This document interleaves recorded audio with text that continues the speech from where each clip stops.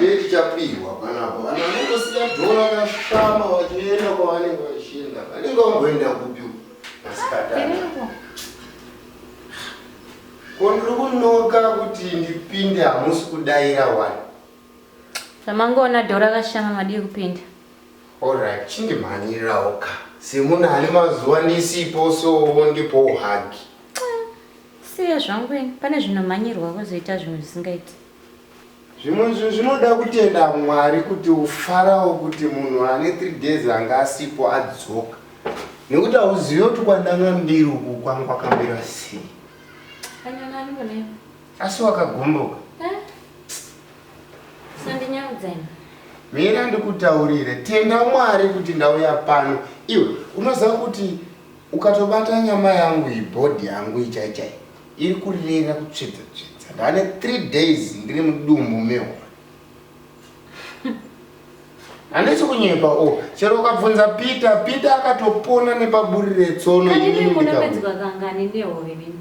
Kake chingane muchingomedzwa nehove mchita ma 3 days yenyu ma 5 days makamedzwa cheche. Ndimeka mumanongomedzwa nehove every time.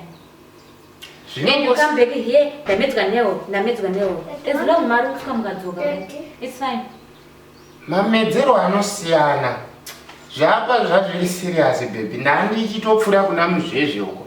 Pakuyambuka muzvezve rwiziro rarakazara. Vakomana vaya vanotakura vanhu kuyambutsa paipe vatadza kukondrola chinhu chavo chiya ndobva ndawira ndikaanda. Last time makamedzerwa kupi?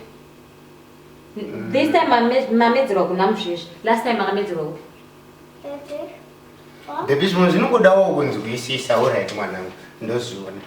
Zvimwe zvoda kunzwisisa baby. Hauna kumhanya kugumbuka. I'm tired of this. Ini kana mwana wandoziva kuti ndanoita nei. Every time ndamedzwa nehove. Ndizvidanzwe nehove. Eziloko muchingorutswa chete muchidzoka, it's fine. Rambai muchimedzwa muchirutswa. Muchimedzwa muchirutswa zvakanaka zvakadaro. Sorry baby.